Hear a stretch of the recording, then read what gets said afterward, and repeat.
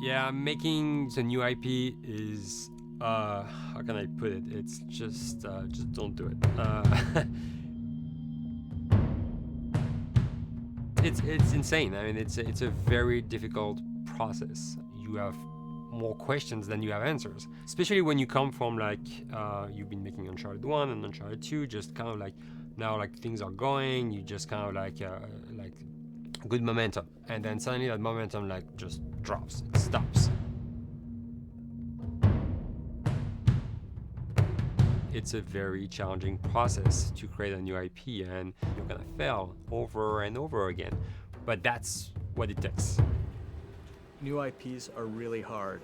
They're hard because you don't know what's fun yet. You're building new tech, new AI, establishing new characters, new art, all this.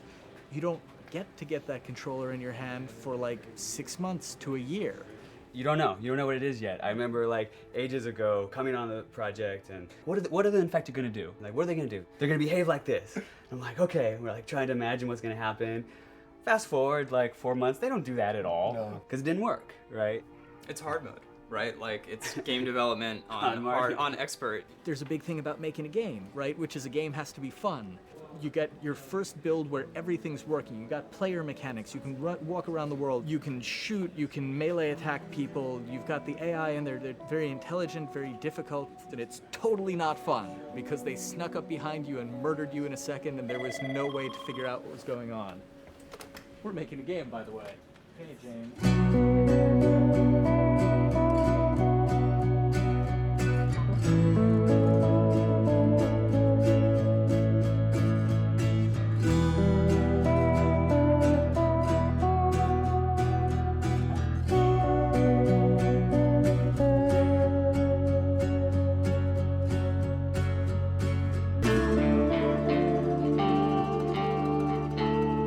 The company has grown quite a bit since I started. I think I was the 12th employee or something back when we got started, but we've tried to stay true to those smaller studio roots. I've been here for 16 years. There's just no reason to leave. I just like the environment here. It's very non-corporate. I think the way we work on Naughty Dog is kind of special because we don't really like hierarchy or bureaucracy, and no one is really just a manager here. Naughty Dog has a very flat structure. We pretty much all report to the co-presidents and the game directors. I always tell people when we hire them, just like, my job is going to be able to trust you, and that's what I want. I want just to give you something and you go with it, and I know it's gonna get done. We believe in iteration, we believe in collaboration, and we believe in the people making the game working directly with each other.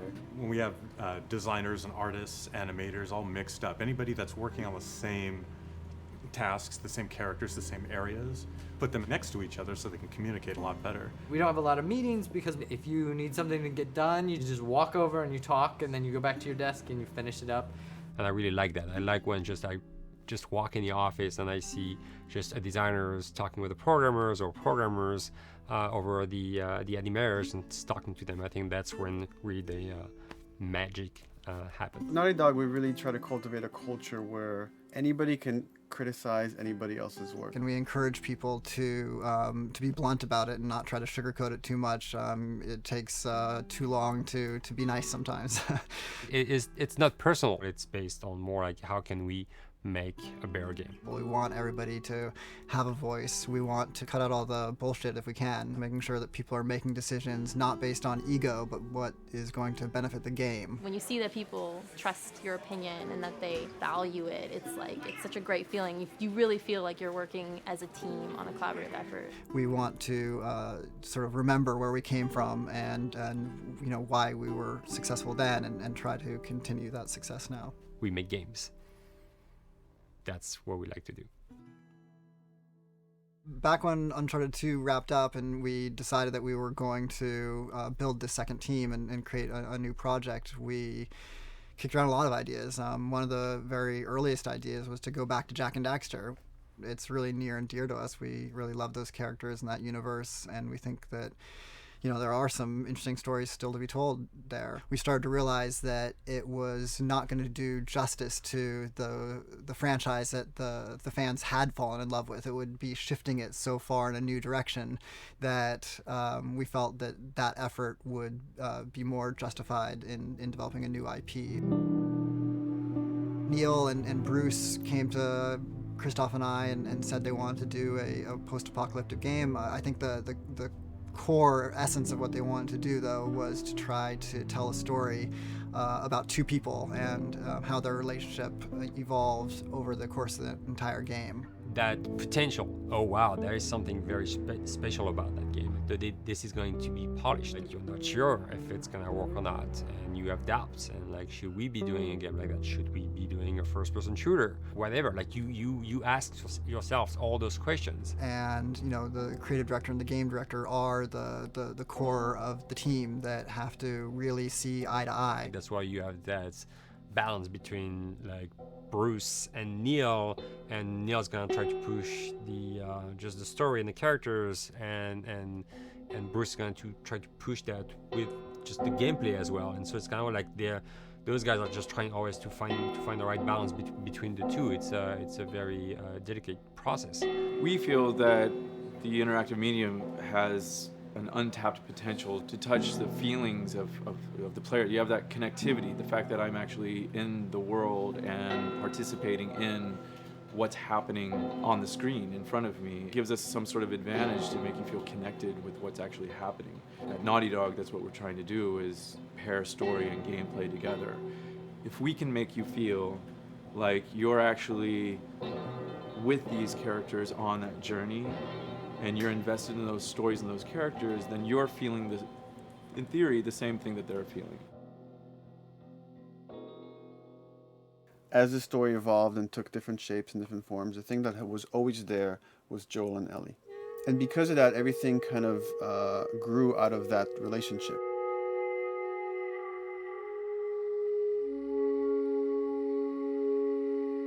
We've seen kind of that role of the anti-hero change, especially over the last 3 to 5 years, to where before it was like, the thick-neck mercenary kind of guy. For this game specifically, for this story, we needed something new.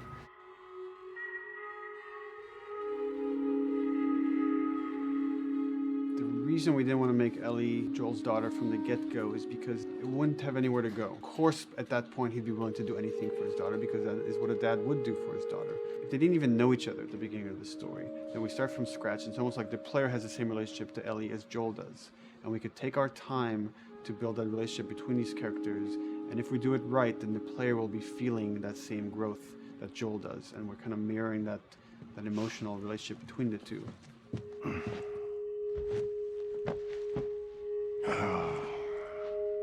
What are you doing? Killing time. Well, what am I supposed to do? I am sure you will figure that out.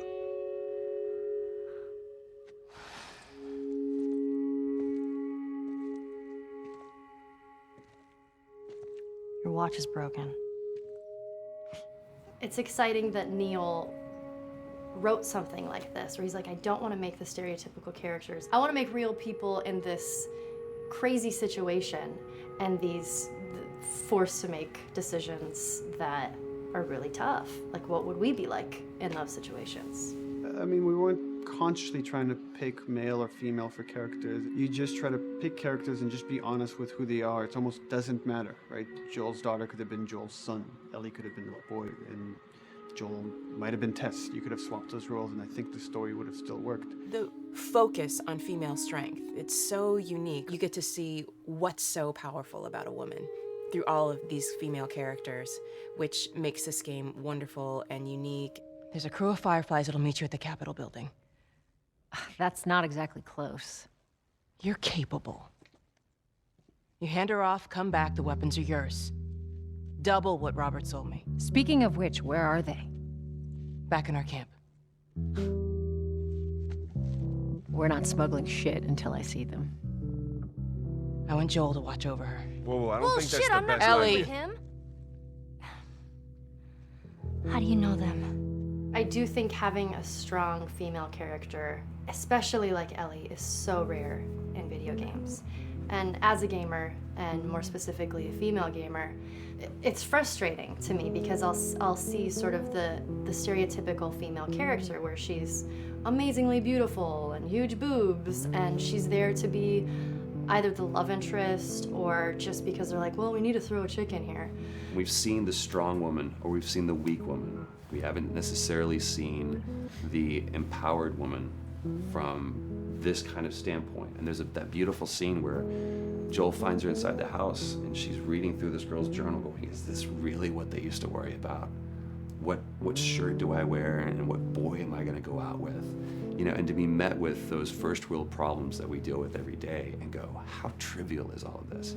I think it's gonna resonate a lot, not just with, you know, a female audience, but with a male audience as well. The thing that was intriguing to me after the fact is knowing that we're kind of creating a female action hero in a way, and this is her origin story with Ellie. To sort of be such a strong female character that is completely normal looking, regular t-shirt and jeans, and she's 14 and she is still a total badass, is really exciting to be a part of that. There's so few non-sexualized women in video games, especially in the main role, that we were kind of proud that we were creating one. It's very complex, and without the players knowing it, she becomes the protagonist by the end of the story. And that's why she's in the front of the box, and that's why we've been promoting the two of them together so much. Who's there? It is a dual protagonist game, and yeah, I guess I get nervous to think about it in that way.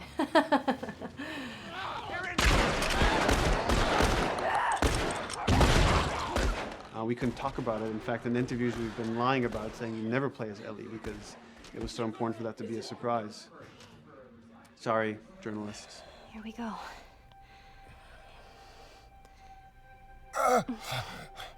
Sorry. Hold on. That's it. The tone of the game was set pretty early on that we knew that we wanted to make a really grounded story. We knew that we wanted to make the player feel the sense of tension and dread and go through the same emotional roller coaster that Joel and Ellie were going through. One of the things we kind of struggled with is to say, well, if we want to really ground this world and make it so like realistic, maybe we shouldn't have anything that could be perceived as a monster. Maybe like by just having an infection that just killed people, and it's all about humans and how they deal with this post-apocalyptic society and how different people decide to survive. Maybe that would be enough. And what we realize is because we're making an action game, a lot of the storytelling happens on the joystick. And once we remove the infected, it's like all of a sudden now we can't tell the story through gameplay of what happened to the world. And that's where we kind of went back and kind of brought the infected back in, because it lets you see, once you're fighting them, the threat that people had to deal with that otherwise would just be very cerebral and people could talk about it, but you couldn't necessarily experience it yourself. In a novel that might work, in a game for us, specifically an action game, it didn't work. And from there, when we start kicking around those ideas, and we're just like, what would be cool just to play? The early inception for it really came from a BBC video we saw called Planet Earth, where they were talking about a cordyceps fungus. This cordyceps fungus gets inside of the brain and controls these ants, and mandibles start chomping, they grow up to higher areas, cordyceps fungus sprouts out, and then it germinates. And essentially uses them to spread its infection and take over whole colonies, sometimes wiping them out. As soon as we saw it, we were intrigued by the idea of, what if it jumped to humans?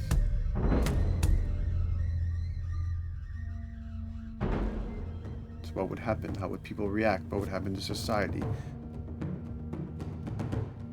As we're trying to develop the look of the infected, we went through so many different iterations, some that looked really alien and subhuman, some that looked just essentially like zombies, and we couldn't find like an original place for them.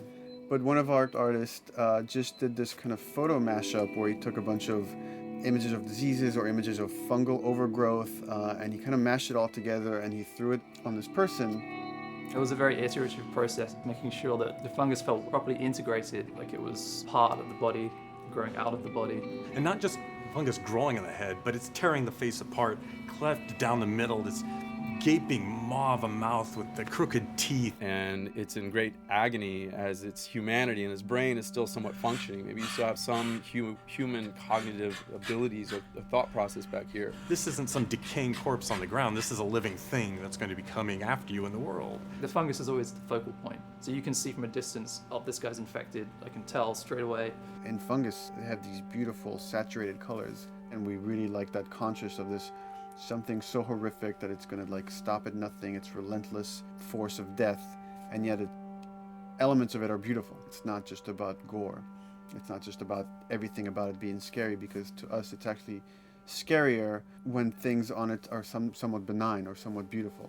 It was evident that we were onto something that was quite a bit different and something that we hadn't really seen before, which was eerily human but very disturbing. And it seemed so creepy and so unique that right away we gravitated towards it, and it's like, this is our base infected. Everything should kind of come out of this look.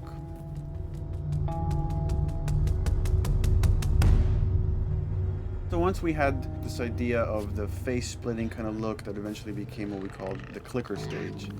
We went to great lengths to create a full biological cycle for these things. So in the early stages, you don't actually see too many signs of the fungus surfacing out of the skin. It's kind of underneath it, like people have lumps starting to show. The eyes will be kind of cloudy or lopsided because the fungus kind of originates inside the head. That moves into the next phase, which is the clicking phase. And if they mess with the eyes, we end up saying, well, how do they get around? Oh, echolocation. And they use a form of echolocation to track down their enemies. Just like bats, or even some blind people can see by making a clicking sound, a sound that on its own wouldn't be very scary. And then to associate it with something that people in this world are very fearful of, so that as you're exploring an environment, all of a sudden you hear this click, and you're seeing everybody just get frightened, just everybody duck, everybody hushes. Great.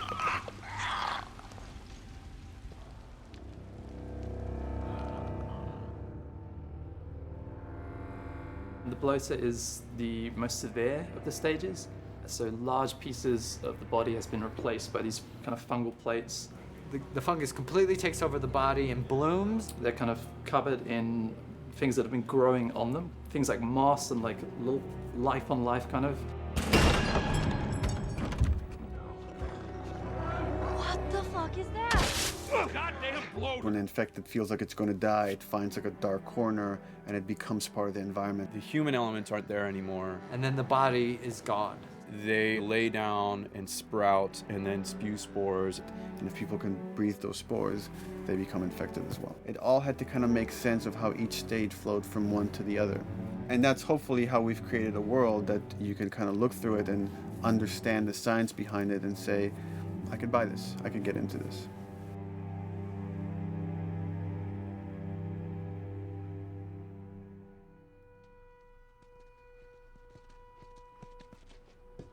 Mandatory evacuation. Evacuate to where? What do you think? Quarantine zone. See, some places got a heads up before the infection showed up. Most didn't. Over the course of Joel and Ellie's journey through this game across America, you find all these different societies, all these different enclaves, and you get to see how do they deal with the infected. Without the manifestation of this infection, you can't have these people making those interesting choices.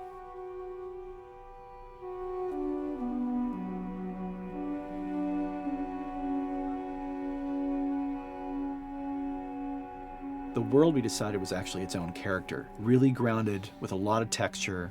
What happens, after 20 years of the fall of man, when no one's taking care of anything? This book called The World Without Us describes in detail how much fighting on a day-to-day basis we have to do to keep nature back. And once you stop doing that, how quickly nature can reclaim that. As they talk about New York and how every day they pump water out of the subway system. That system breaks down within 2 days, the whole city is flooded. And once water gets introduced, then structures collapse pretty quickly.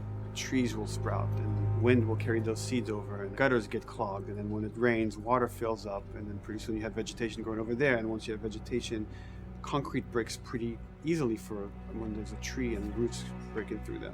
Even some of the stuff we did on Uncharted, you know, exploration of how temples were ruined.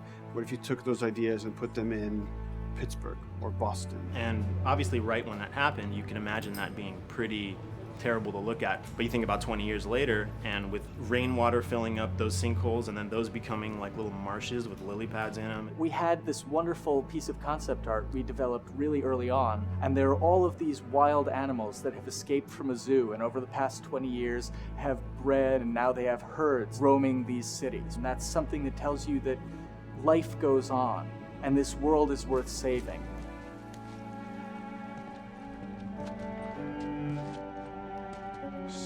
Don't scare it. I won't. There's something really pretty about nature reclaiming its domain once we are gone. So fucking cool. We have another level of OCD of the logic goes into some of these environments. Water damage seeps in, and then that creates some little moss growing on the floor, or a tree radiates energy from its base, and that over time starts to melt the snow around it. And that's the reason why you'd see those like rings of leaves showing through in the snow. That gives it that extra, you know, believability. This is pitch art. I'll try to start with an idea that conveys sort of the feel of the environment. Something like this, very brushstrokey, very painterly. You can see not a lot of detail, just energy and conveying a mood. This is sort of just a conversation starter, and then this would be more of an actual space. So you start talking about, is this too tight of a space right here? Would the player even fit through there? Do we even want to include water? Those are conversations you start having a little bit later. And then it usually needs several more passes back and forth in order to be tightened up to be the experience that you would see in the final product. So, dude, I was actually trying to figure out right here, there should probably be some dead foliage. It might be cool to see some of the dead stuff around the edges of the green, or like even spilling out into the street. Maybe what we do is, in some of these areas, we use it as like a transition from the actual concrete to the side of the building. So like they're almost sitting on top of a bed of dead foliage, like that really rich kind of like orangey brown color. Sienna or something would be nice. Something real cheddary. That's how you know you're done. The end product often ends up being stronger because that bouncing back off somebody else gives you a result that maybe you wouldn't have even thought of in the first place. All right, here's the bridge. That's our way out of here. As far as concept art goes, definitely the ultimate goal is just helping everybody as much as possible. Me and the background artist will work together. I'll often just go to them because they've got like a really, really good like visual imagination. At some point, you came in almost like flat on. So that's kind of good because the bus station is right in your peripheral view, and you're probably going to enter the bus station. You're probably not going to get lost. But it doesn't at all utilize this cool architecture here, like the bus station sign. Like that's a really distinctive silhouette, and it's a really interesting sort of architectural detail. So we changed the entrance. Look at that. Another city, another abandoned quarantine zone. I think it's a better composition anyway. It's not so like symmetrical. And I think that was done so that this sign read better. If you didn't see the word bus on it, you might not know it's a bus station. So I think that helps. Everything we're doing in the environments is relating back to what you should be feeling in the story or what's happening to these characters. So is that everything you hoped for? Jury's still out. But man, can't deny that view. Come on, this way. When we first came up with Ellie and Joel, we had this idea in our heads of who they would be, but we didn't necessarily know the voice. It took us a while to find our Joel, but for Ellie, I think Ashley was the second or third candidate to walk in, and right away we knew. Yeah, you know Why are you so scared all of a sudden? Because I'm a coward, okay? So just get your shit and let's get out of here. Damn it. I'm not like her, you know. What? You think I'm gonna end up like your daughter? The way she delivered the lines, the way she just embodied that character is like, that's Ellie, there's no question about it. And I saw the character artwork and I related to her a lot. I mean, she's kind of a tomboy and she's kind of tough, and I mean, obviously I'm not 14, and I think that's the main difference between the two of us. I read the scenes and I was like, I need to play this part. You wanna be my hero? Forget the whole bit about saving my life. Buy me a stack of these bad boys instead. Where'd you get that? Back at Bill's. I mean, all of this stuff was just lying around. And then once we had her, we said, okay, well, we're going to do another round. And we're going to have Ashley this time in the casting sessions. The chemistry of these two characters was imperative to get right. Troy was a really interesting casting for Joel because when you see Troy, he doesn't look like Joel at all. You know, he's so handsome and he had like, you know, the frosty hair and totally looked like Final Fantasy. And so I'm like, yeah, I don't know. He's like this tall, pretty. It didn't seem right. I walked into the room fully aware that I was the youngest person that they were seeing for this role. There was a line that was in the audition side that says that Joel has few moral lines left to cross. And so that became the anchor point to the character. But then as soon as he spoke and he had the grit in his voice, warm yet kind of dangerous. And his movement is just like you bought into it. Why are you so scared all of a sudden? Because I'm a big coward, okay? Now pack up your shit and let's go. God damn it. I'm not her, you know. What? You think I'm gonna end up like your daughter? Lily, you are treading on some very thin ice right now. It was Ellie and Joel. after he read, it was just like that was it. I've done some video games in the past, but to be handed the mantle of a franchise like this was a pretty big honor. Is she alive? She's alive. She's David's newest pet. Ah! Where?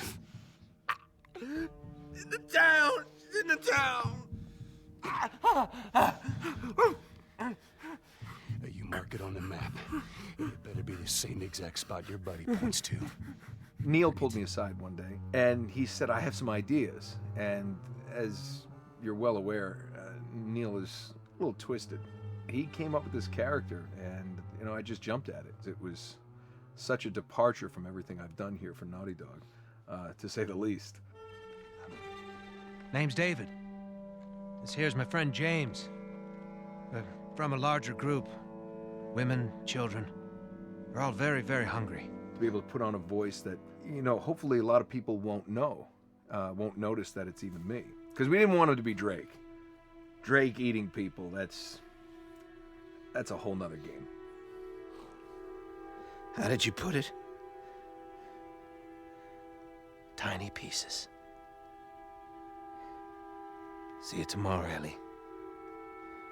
You know, certain voices that I can do wouldn't fit the David's artwork, but he showed me the art, and I said maybe it's something like this, where everything's, you know, it's very quiet, and just, you know, he's not really sure, and the voice can break a little. And he just looked and goes, yeah, that's it. So I'd love to tell you, we hashed it over and we talked. No, it just, I looked at the picture and I tried something. He said, yeah. A few weeks back, I sent a group of men out a nearby town to look for food. Only a few came back. And turns out that the others had been slaughtered by a crazy man. And get this, he was with a little girl. You see, everything happens for a reason. Claire. Ashley, she brought humor to it. She just has some really great comedic timing. The way she reacts to the things around the world with a little bit of sarcasm, that teen kind of like trying to get a rise out of you. Now watch your step as you're going out, because it's going to be a little... It just brought a certain levity to the story that the story needed. You didn't even realize it needed it until she started doing some of that stuff. Oh, I'm sure your friend will be missing this tonight. The course of shooting over these past couple of years, Ellie and I have kind of morphed into each other, which I know sounds so cheesy. Neil always asks, he's like, well, what would you do in this situation? I think the most important thing that Ashley brought is a sense of capability to Ellie's character that wasn't there in the beginning. The very first thing we shot involved her being pulled out of a car and attacked, and Joel was supposed to go save her. It was written that Ellie sort of was just kind of watching on the side, just waiting till he was done, and I was a little frustrated because I was like, well, if this were real life, I would do something. We did a couple takes, and at some point she walked up to me and she said, I feel like I'd hit him.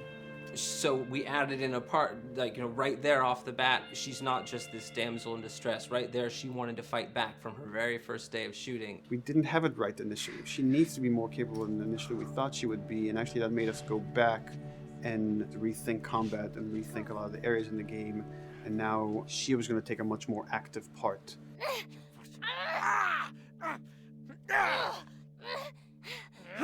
Anything that requires, you know, a lot of body movement, we do with the actors on the mocap stage. And we try as much as possible to use our actual principal actors, use their body motion as well as their voice. We capture it all at once there on the stage. Having the actors perform as well as being recorded at the same time was imperative to get an accurate performance. Because every time you split up the performance in any way, you lose some of that magic where they did a gesture or they delivered the line a certain way.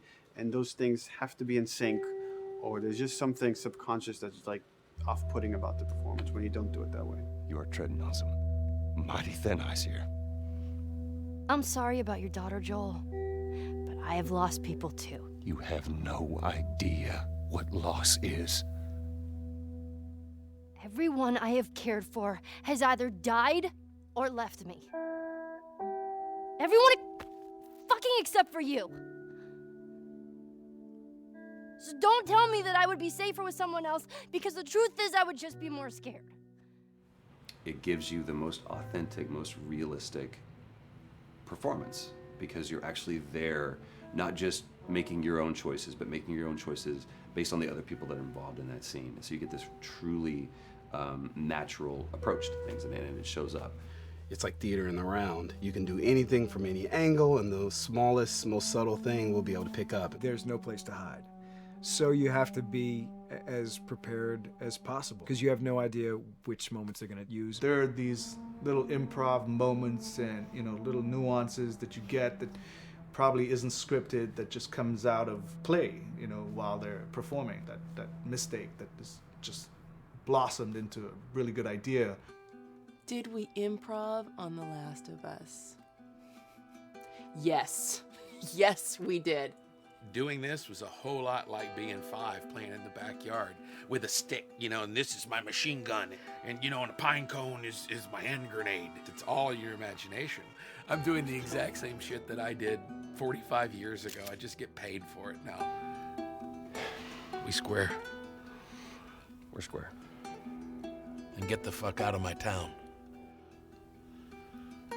I don't do a lot of voiceover work, so for me it was nice to be able to work off of your other actors. I can't imagine it working in any other way. I'd never done mocap before. I didn't know what to expect. The suits were crazy. Yeah, the suit gave me wedgies. Like, deep wedgies that I had to pick out with my middle finger. Too much information. Just how damn sexy I look in a motion capture suit. I look like 10 pound of sausage in a 5-pound casing in that thing, man. Once you get past the fact that like everybody else and you look like weird clown people with these little dots and stuff, once you like give over to that, it really was pretty easy to make it just feel like you're in the moment and in the scene. Everyone that was on this is a slam dunk. This isn't just another gig to them, and that creates a really cool energy for people to really start experimenting and playing jazz. Floor is yours. And action.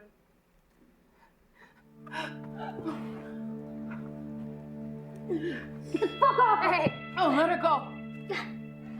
Don't worry, this is fixable. But I can't come with you.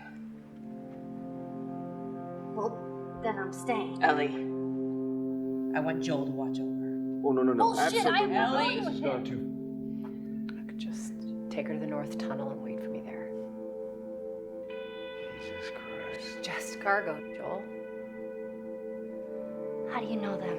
You know, we craft the scene out until it has a good feel, and then we pass it off to animation to clean it up. Real life motions don't necessarily always translate into gameplay. There's something that's usually missing, so we have to, maybe enhance the gesture or enhance the shoulder movements or a breath that you want to be able to feel, but you don't really see it, so you can't really feel it unless you see it.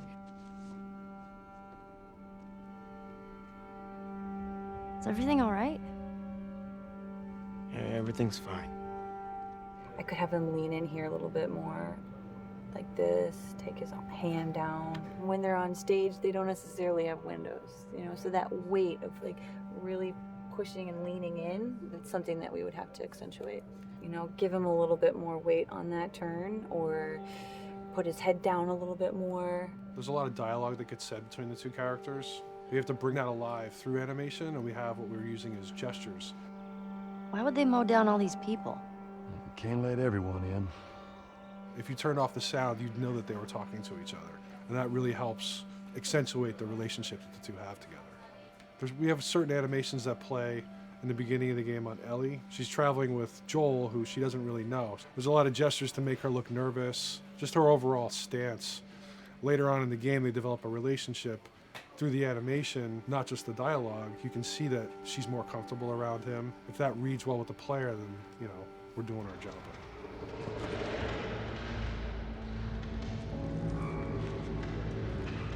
We want her to look scared when she gets a gun. We want her to look scared of the gun.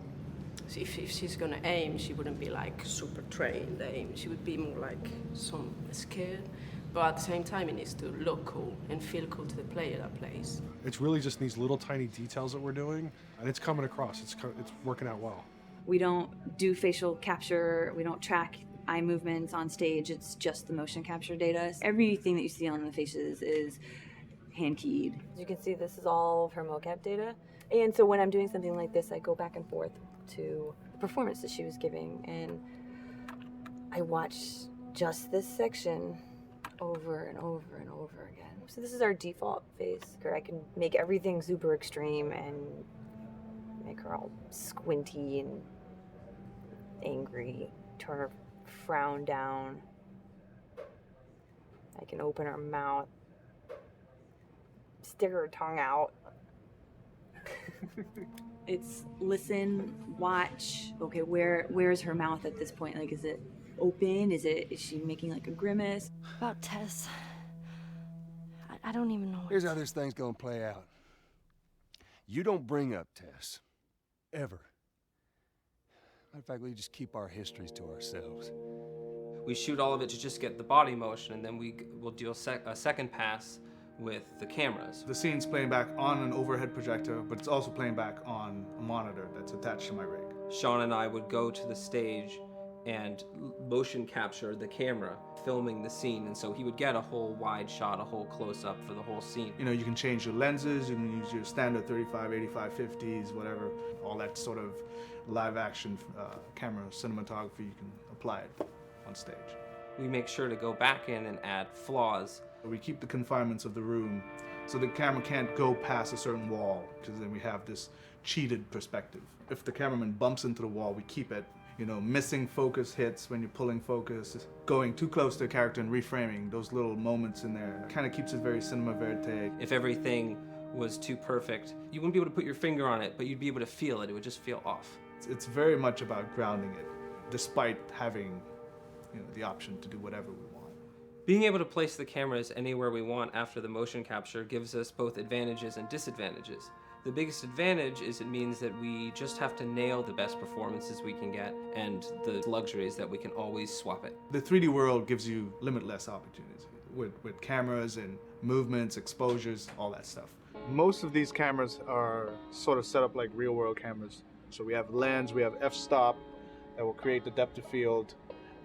We have aperture to, you know, set our film back and all that stuff. A master, and then I have my close-ups, my over-the-shoulders, sort of just like a live-action production. Let's go to camera 30 at the 23.458. Then I get that kind of weird, you know, bend across his back. The closer I bring the camera, the more bend I get, which is, you know, doesn't look right. It doesn't look as, it looks less cinematic than if I do that, which flattens the whole thing. And I'm trying to also catch Ellie. Like if you scrub a little more, you know, catch her in the back here. So I want a longer lens of that kind of stuff. Since I've only had experience working with live action before I got into video games, it was a kind of a cool adjustment to be able to have this extra flexibility in post, to swap a line of dialogue for something different, even though that's not what the actor said at that time, and to be able to still have a close-up on them while they said it. You get to make it probably more perfect than you could ever make it in live action. How far are we gonna take As far as it needs to go. Where was this lab of theirs? Because our actors are both the voice and their body, they get to play, they get to try things, they get to work with our director to kind of come up with new ideas, or even our director will have a new idea on the spot that wasn't there in the script, but realizing when he sees it, oh, well, this would actually be better, this might feel better. And those changes all just happen organically there on the set. He could even lead straight into his thing. It's like, no shit, yep, Tyler wanted to do that, so we rented 2 Harleys and drove cross country. Keep it pretty succinct, like we got the bikes, rode them cross country. Cool. It's shocking to me that this is Neil's first time directing. There was a specific tone and a specific approach that Neil and Bruce wanted to take with this. It just came down to there's nobody knows this story better than you, and then there's nobody that knows these characters better than you. Why don't you just do this? He and I actually had a conversation about it. He says, I think I'm going to try this myself, and I'm not sure. Neil was fantastic. The floor is yours. Okay, so remember, you've been running away from this turret-mounted truck. If you come to this dead end, you're going to look up and see a potential way out. And action. Check it out.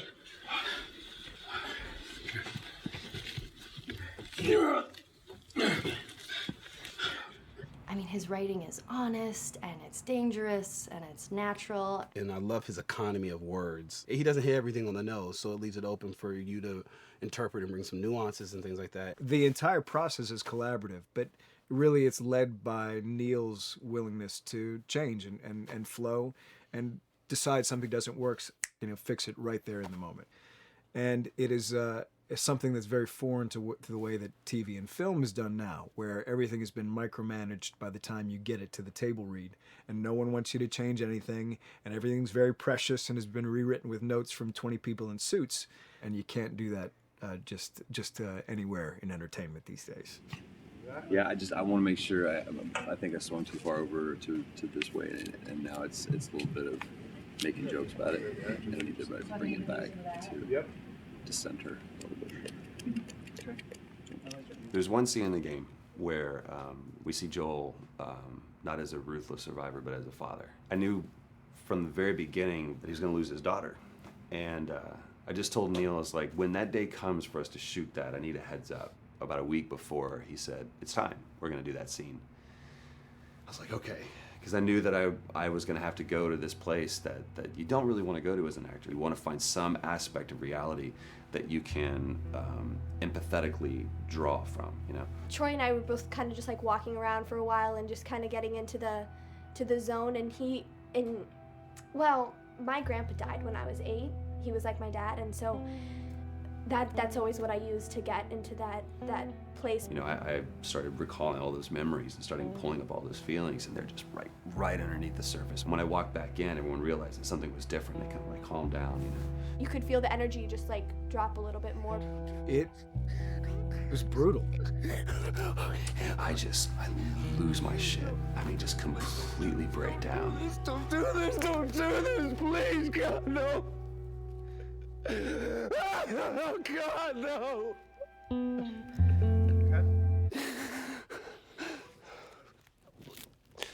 The soundstage was deathly still.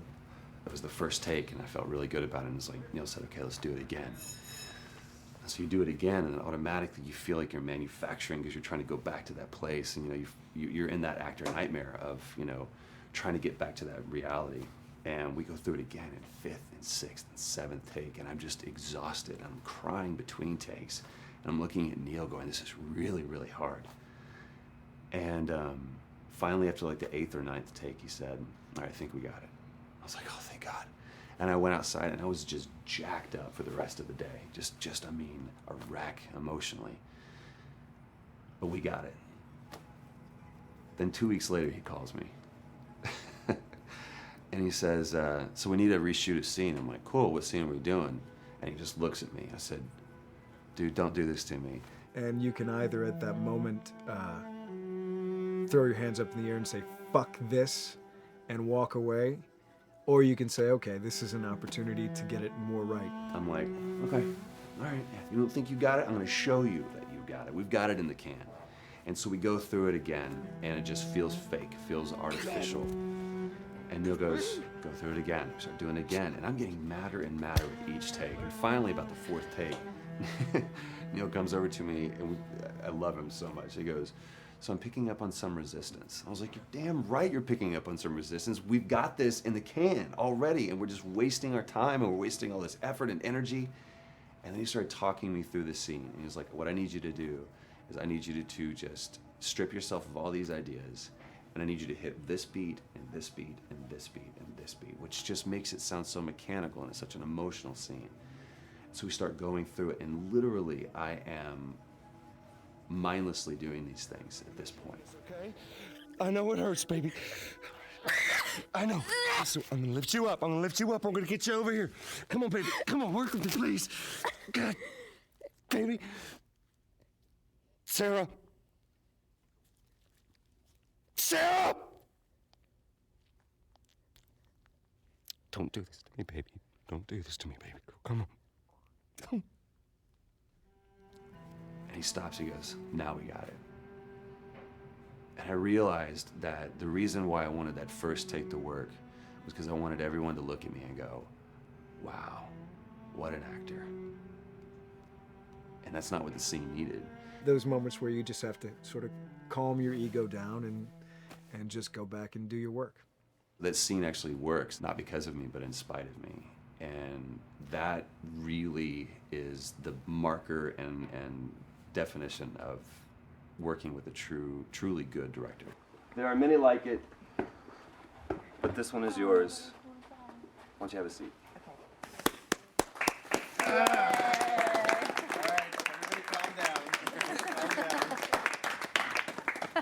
Thanks, guys. It's the director's chair. Working on the project, we knew we wanted to have a pretty minimalist soundtrack. And we had a folder where we just throw music in there. Looked at the folder one day and we saw, we have a lot of stuff here from Gustavo Santaolalla. We're looking for a composer. What if we reached out to him? Oh, no. Sarah. Move your hands, baby. I know, baby, I know. Listen to me, I know this one. You're gonna be okay, baby. Stay with me. I want to pick you up. I know, baby. I know it hurts. Come on, baby. Please. I know, baby. I know. Sarah. Baby.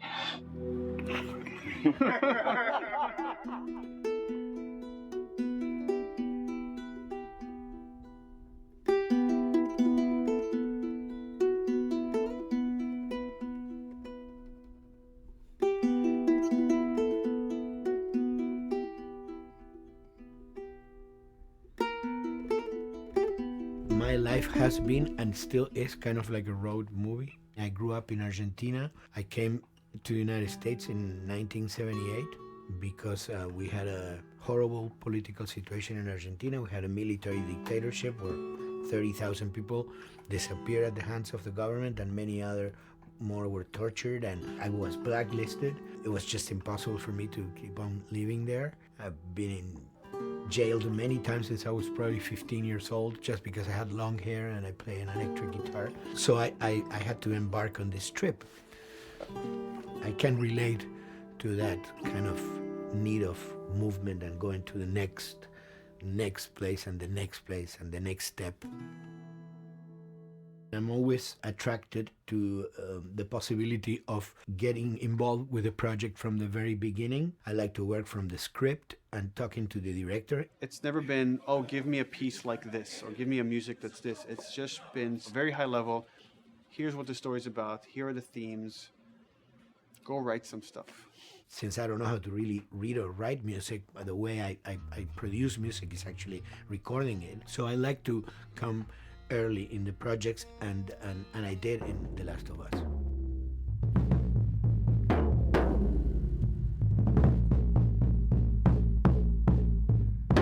One thing that was fantastic from the very, very beginning was the freedom I had to try and to do whatever I felt could work, you know? As the story was still being written, you could listen to this piece of music and just get a sense of where this needs to go tonally, because the music was still inspiring the story. So that was the great thing of having the music written so far in advance. And at the beginning, I mean, I was going really out with some things, and sometimes some of those things were the ones that they liked the most, you know? So I really felt very motivated to work, and I enjoyed immensely working. It was this very organic back and forth experience where one element was inspiring the other and vice versa. I needed to go into some more dark places, more textural and not necessarily melodic.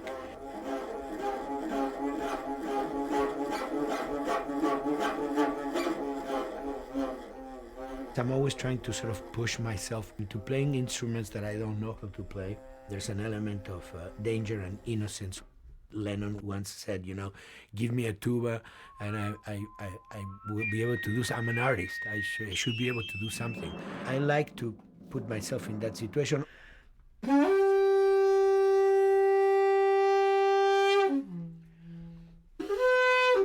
So these are just PVC pipes, the one you use, you know, in construction.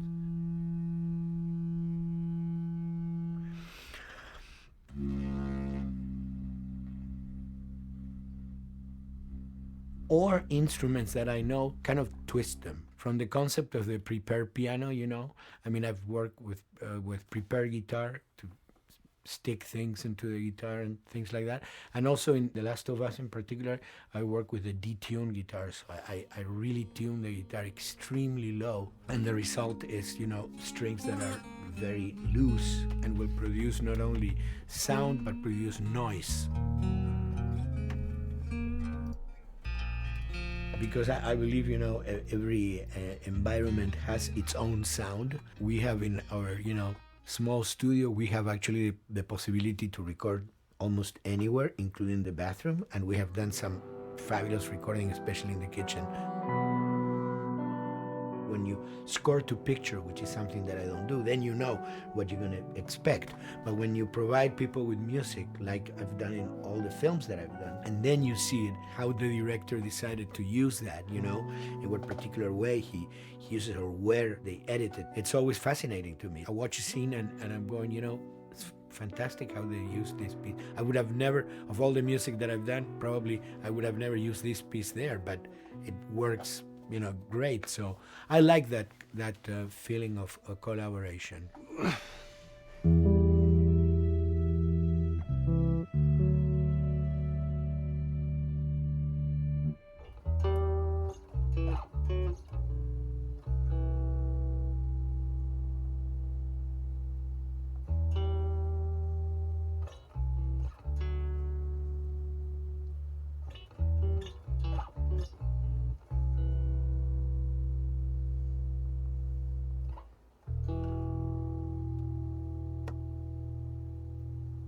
I think, you know, the guys also that work in programming and adapting that music to the game, they should share a lot of the credit for the end result. In the beginning, there was silence. Yes. Then they hired sound designers. Then the they regretted that decision.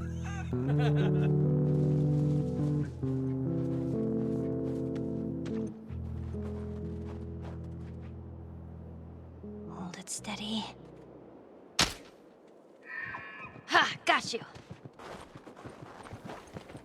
In a much quieter environment like that, we really had to fill out the soundscape with much more natural sounds, much more detailed, delicate sounds. The tension comes from the lack of sound, in a way. Your brain is thrown off because where I expect to hear buses and crowds, all of a sudden I hear wind and leaves rustling. Again, it's creepy and beautiful at the same time because it's almost like I'm going on a hike, but I'm in a downtown area.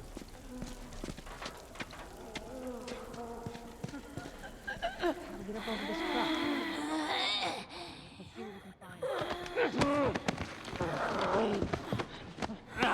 find. To Neil, I mean, we were going through the iterations, so he just did not want, like, yells and screeches and what he called, like, you know, kind of witchy qualities, Right. like cackling witch. He didn't want anything like that. It was a little bit of a head scratcher to figure out, okay, how do we make it sound human but not human? Yeah.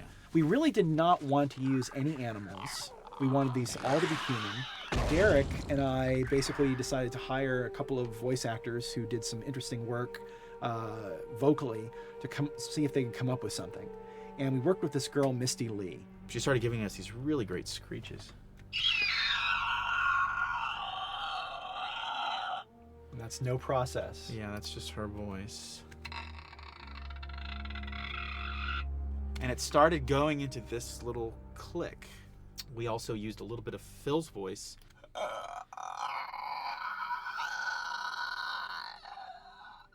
We combined that also with an occasional, Derek. That's just me, you know, moving my tongue. And what that kind of did was it sort of grounded it all, like maybe in the mouth area, the wetness, all that kind of stuff. And it adds a nice texture, actually. This is a composite of all the bits I just told you about.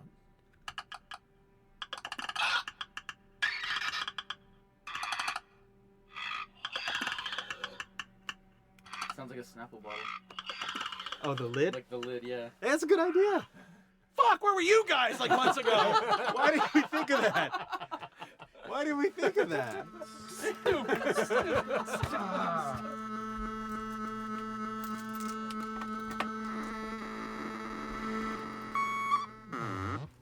Viewers at home, you're probably wondering what this is. Let me tell you. About 10 years ago, I saw this Synthie A suitcase synth. I wanted to get one. This finally arrived in January, just in time to start using. I thought, well, what can I do with this?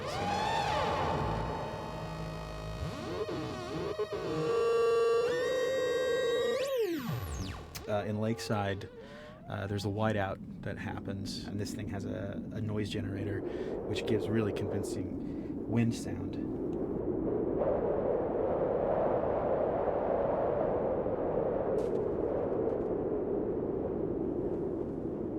The military still has technology. There's sirens and alarms, so I wanted to try some new concepts.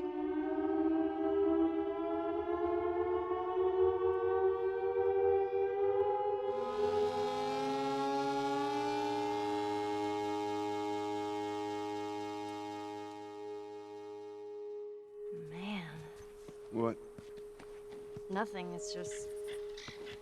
I've never seen anything like this, that's all. You mean the woods? Yeah. Never walked through the woods. It's kind of cool.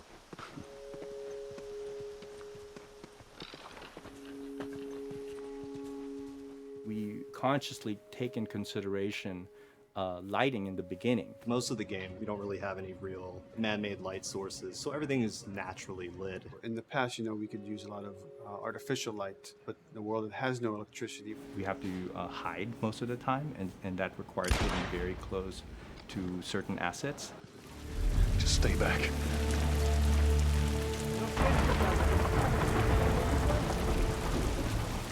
Otherwise, can't.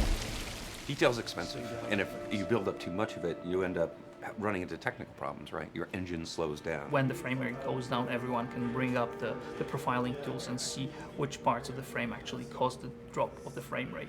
This is the profiling tool. These are all the SPUs. Here's the GPU, and then here's the PPU. You can see, like, here's the main process, and here's all the sub-processes, and you can see, tells you, like, how many milliseconds and cycles it's taking. The programmers are whiz at modifying this stuff and realizing, oh my God, why is this thing so big? We're taking 10 milliseconds on this thing. And then that's when they come over and find somebody and hit them over the head with a club and be like, why are you doing this? I love, we put the 30 frames per second goal because that's what we shoot for. Someone nicely put the 60 frames per second goal. It's like, yeah, we're not gonna hit that. Lighters usually can come up with different lighting setup that still looks great, but is less costly in terms of performance. Did you talk to the character artist about her hand? So her face is getting a lot of spec, but then her arm is just like bone dry. You think something we can tweak in shader? We'll have to send back to character team Michael to take a look. I can play with the lights and see if that's creates more like spec. Yeah. I've never ever focused so much on lighting and how much sensitivity there is to that here. One of the first lighting scenarios I had to do was like 7 a.m. like overcast, and I'd like wake up early and like take photos with my phone. What color are the shadows? What color is the light? It is a master's course unto itself of how to deal with ambient lighting because I've never had to use it so much. Man, this is kind of sad.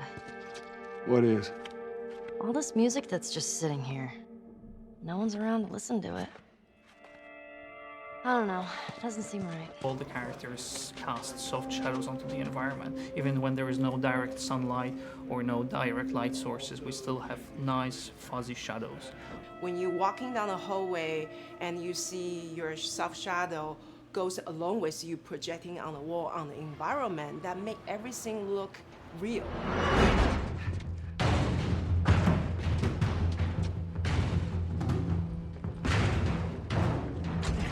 Follow me through here. Okay. The flashlight brought a whole new spin on it. So some of the environments end up being really, really dark, and you need the flashlight to get around. Give me a hand. We want to have the environment be really dark, but also at the same time have colorful surfaces that are sort of hidden, so when a flashlight hits one of those, it bounces off onto the ceiling. If you shine a light on a red wall, it will bounce the red lighting on the whole environment. And it's very difficult to do, very expensive, but we did it. Everything should have a bounce lighting. Otherwise, the world is gonna feel dry and unrealistic.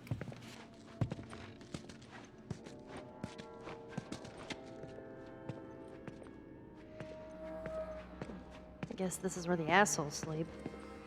I mean, slept.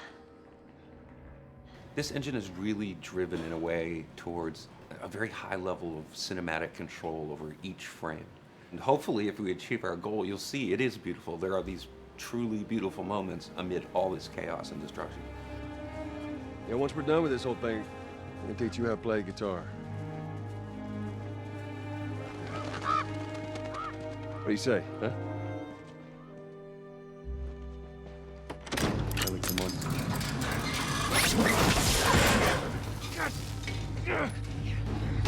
I got you. Damn it, Bill.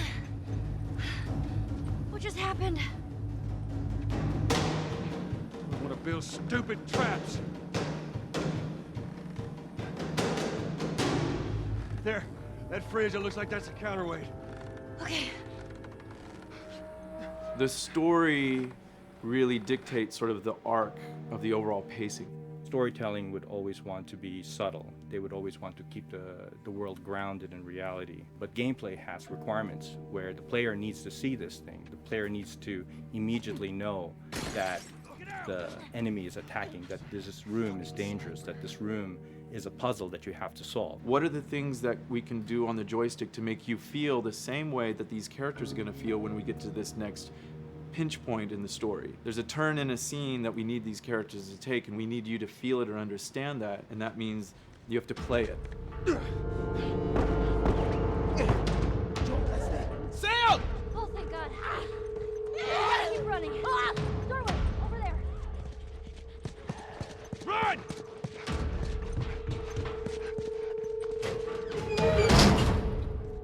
We really want to make sure that there's that contrast between the negative space and then the high tension spikes.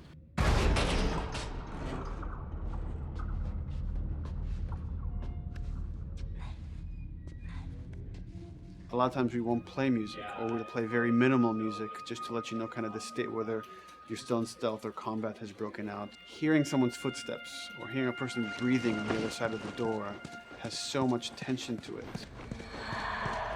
You hear that? Shh, quiet. You feel the tension of the world, make you question whether you want to engage with these guys or kind of try to stealth around them. That's another reason why we don't have traditional cover in the game. You smoothly move around everything, contextualizing with the environment, but you're never locked down.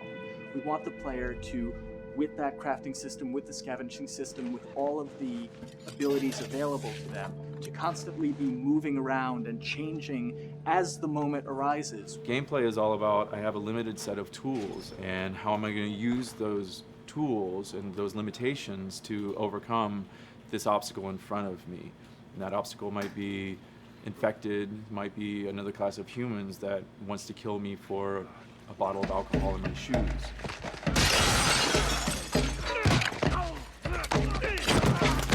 It was important for us that we don't underplay the violence, because then the threat doesn't seem as real.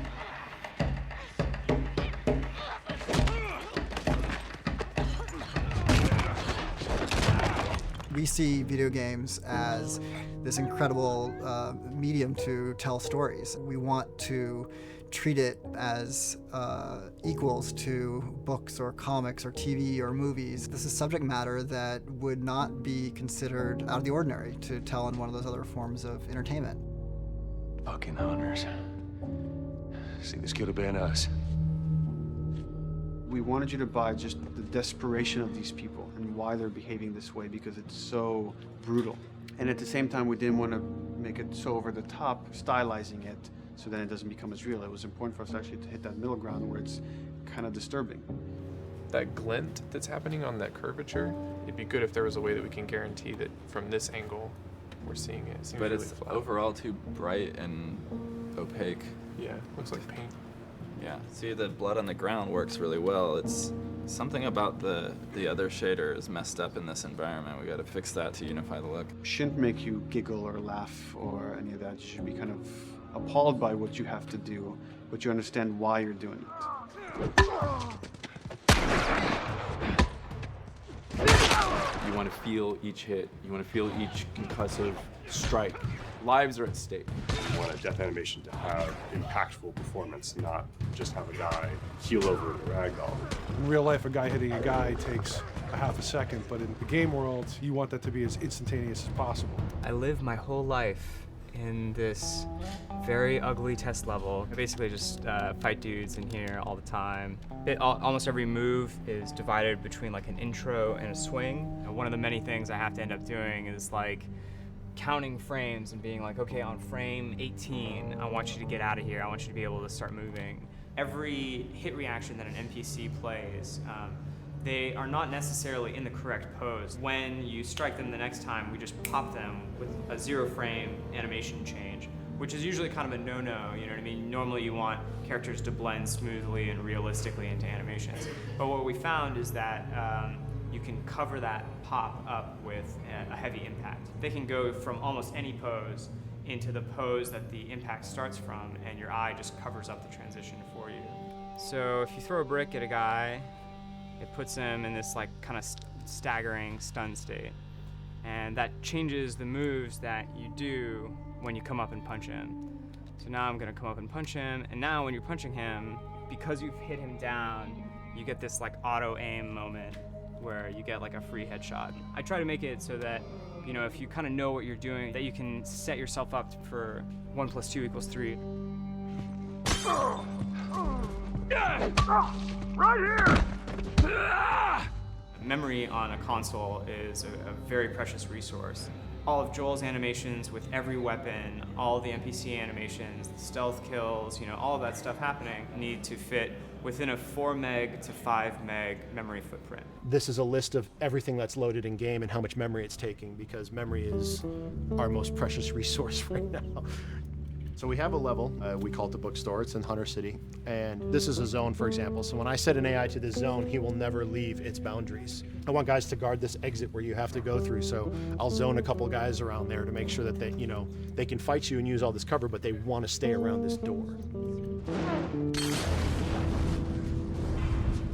This is another key component of the AI, is what we call the nav mesh. This defines the overall play space of where an AI knows he can or cannot go. Hey look, that's where a cover used to be, and there's a hole cut out for it. I gotta fix that.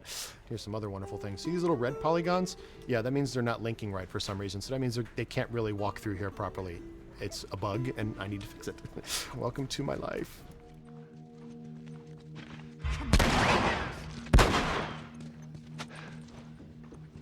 Hey!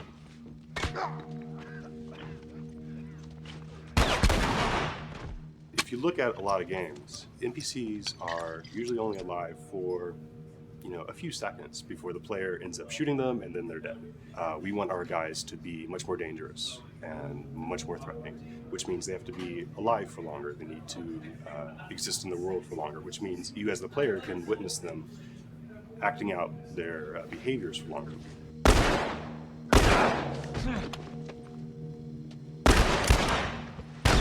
So we've been working really hard on our AI systems. Back of the box, biggest bullet is going to be like AI.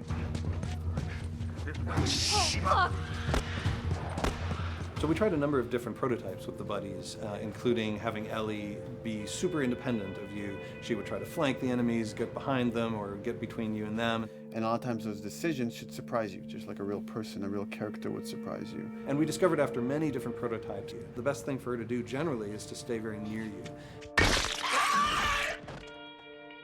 You need the exploration, you need the scavenging, you need something to say like, okay, if we just crank it to 11 the whole time, then it's pinned up there and there's no time to breathe, no time to assess or analyze, and no time to really contrast. There's no way of shifting the pacing.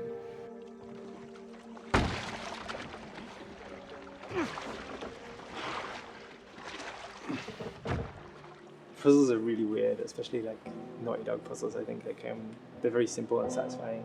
Most of this puzzle is strict exploration. You can see the ladder here, you can see the pallet there, you can see a clear route up to the ladder.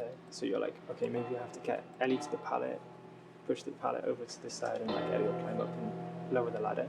So that whole part is like, that's not a puzzle, that's not regarded as a puzzle, but when you feel like you've got to the solution and you're like, okay, I'm going to climb this ladder, and you climb it, and it breaks off, hopefully then the player will feel a little bit stumped and they'll be like, I'm not really sure what I am meant to do now, and so this is where the puzzle starts. Hopefully at this point, like all of the elements that the player needs to solve the puzzle are very familiar to them because they've been through the previous exploration beats. They're improvising with elements that are at their disposal. That's a really sort of like strong theme throughout like The Last of Us. Like you're a survivor, you'll take whatever tools you're given and you'll use them in like creative ways to survive.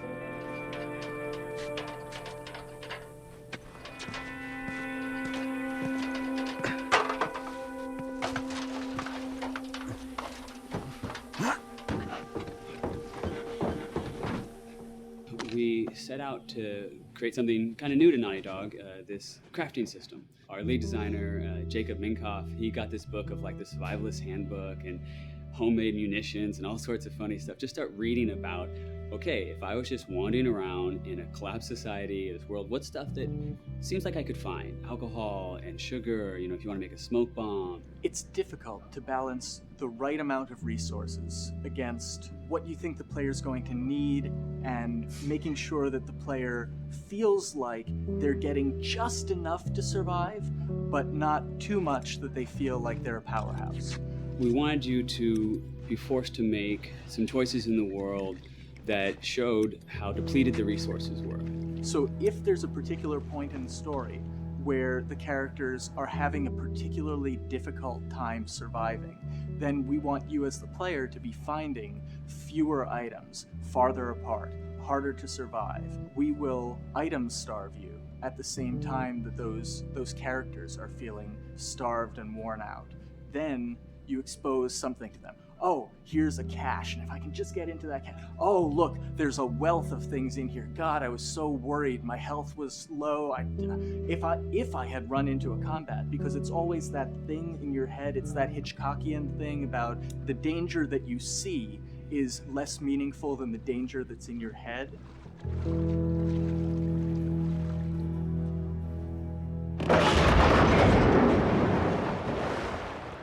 When we're designing the levels, it's nice to have the stuff that we know people are going to encounter. We kind of call this some of the critical path stuff. These are the things that 9 out of 10 players are going to find. They're right in the way. It's where you have to go. And then whenever designing a level, you want to have that little nook and cranny, right? You want to reward the player being like, oh, you went over here. And then you also want to have that other second nook and cranny. The player is supposed to go place a ladder here and climb up through the rest of the hotel. But what they can also do is shimmy across this area, and I place a really cool upgrade kind of off the beaten path to reward players for exploring. So if they come all the way over here, they're gonna get this really cool training manual. It's a funny little bit of trivia. The HUD system, not the menus, not like when you hit start and stuff, but the actual HUD system where you see the reticles and stuff, was literally created for an E3 demo early in Uncharted 1, and that's been our HUD system, the foundation of our HUD system for the last 4 games. First time in Naughty Dog's history, we hired Alex. She's awesome, and she's got a really good understanding of UI and how it applies to games. The thing that I hate about any game's UI is when it pulls you out of the game for too long. No one wants to spend time in menus. Nobody loves UI, if we're being honest. Like, weapon slotting has probably gone through more iterations than any other system. The stuff that we finally ended up implementing, you press select, you get into this menu, then you D-pad left and right through the slots, and then D-pad up and down will change the weapon, and then just, you don't have to press X or anything, you just select out of it. When you're still, like Joel is here, that's fine, but then as soon as you get into an actual situation, so I'm gonna go over here and cause some trouble. Okay, so here they come, oh god. All right, so now I'm out of ammo. Now I need to like get back in that menu. I have to like run away from them, get into the menu, get out of it. And it ends up feeling like super clunky. Like again, okay, I'm out of ammo again. Get out of here. I need to take out one of my other long guns. And now Bill's in trouble. Bill's in trouble over here.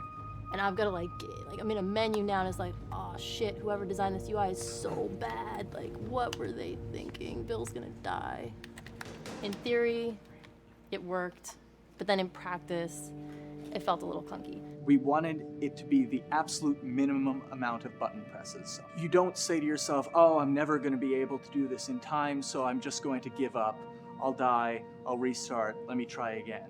You want to always make the player feel that there is a way to survive. They can just do this fast enough. And like what's gonna go in now, if you just left, right, D-pad through this stuff, you swap out your guns, like between long gun and short gun. If you're now on this gun and you were to hold X to pick your gun. So it all happens within the same system that you're using to slot the weapons. The first iteration that I did on that was awful. It just took way too long to get in. It was just a mess. QA was so upset at me like all the time. I'm sure they hate me now because of that system.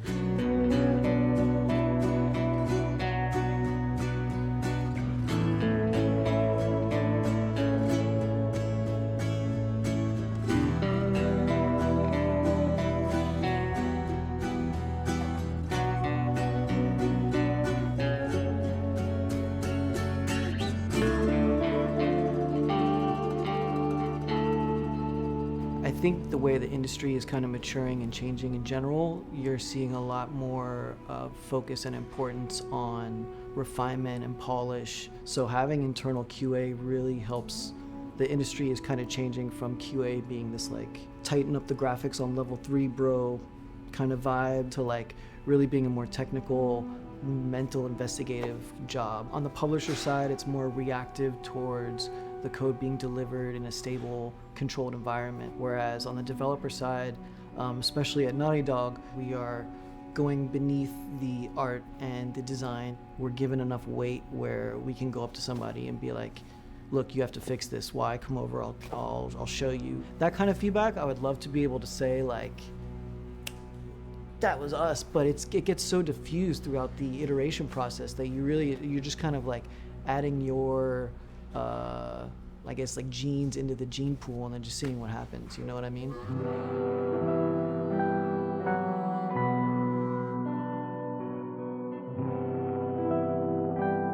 Everyone's working all the time now. But like I tell people, like 7 weeks and then you can have tons of time off, enjoy the sun, you know? But for now, it's like, this is it for everybody.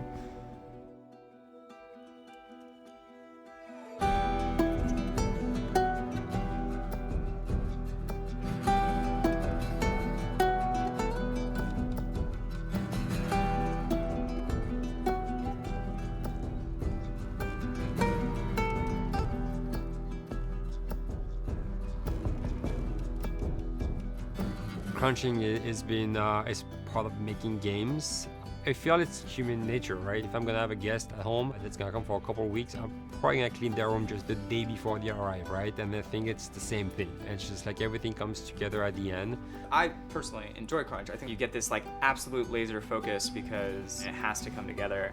There's a camaraderie that also comes There's a camaraderie, totally, yeah. The vibe is everywhere, you know what I mean? Everyone's kind of like giving it 150% at this point. We're getting there, right? You start to get these glimmers, and I don't think anyone who doesn't make games realizes how late in the process you get those glimmers. 1 week before we shipped that press demo, we're all like, this kind of sucks. What's going on here? It's like, we need to dig down and find this. And in 1 week, the fun came together. Like you're shooting at a guy and then somebody flanks you and you hit him and you avoid the other guy who's shooting you and then you flank and go behind cover and you're like, oh, that 5 seconds in that 15-hour game was really, really fun. How do we make that 5 seconds happen thousands more times? My favorite video game is making video games. It is as challenging and as complex and as interesting. We had to like try all the things that didn't work. What's hard about Crunch? It's like marching through that swamp of it not working. I mean, nothing's ever really final because you can always make something better, always. So we're constantly changing and constantly reiterating and trying to make it better and better and better, pretty much until we ship. As an artist, you're never really happy with your work. You could be given like 100 years to work on something, you'll still find things to nitpick and things to fix. Yeah, you can work on the game for 10 years and you'll still be crunching at the end. So it's like, okay. All of a sudden, it's like getting ready one morning in the shower, and I was just like, oh yeah, I'm about to ship another title, and this is gonna be a really good title, and it gets you excited, and you're like, all right. Do I think the game's gonna be good? Yeah, it's gonna be awesome. I think it was good a little while ago, and now we're gonna make it Extra kind of good. amazing. Yeah. What it will take to get there in these next 5 weeks, it's gonna be a lot. I'm excited. I have faith. Every time we're shipping a game, it's terrifying. You just hope for the best. You don't know, right? I mean, people have different opinions. We have to go with our guts, and I trust the team just to pull it off. This, hands down, is the hardest, most challenging thing I've ever done. We sweat a lot, and we worked a lot, and we all went home tired, you know? But I think that's you're gonna see that on the screen. I think that's gonna pay off. Ellie? Ellie? What? The ladder. Come on. Right. After David, Ellie's visibly distant. You could have done a cutscene to show, hey, you're being very distant, and she's not responding, but to also do that in gameplay to where it's something that you've done just countless times throughout the game with, you know, let me boost you up here, get the ladder, bring it down so we can do this systemic thing, and the character responds with that, and you have to actually go over to her and go, hey, come on, the ladder, we've done this, let's do this. It's a subtle choice. Like Bruce and I talked in the beginning, is like we have these mechanics, how can we exploit them in a narrative sense? And that's one of those opportunities. I just think it's incredible that happens in-game. It's not a cinematic, you know, it's something that adds weight to that controller when they're playing. Wow, so good! Let's go eat. Let's go eat.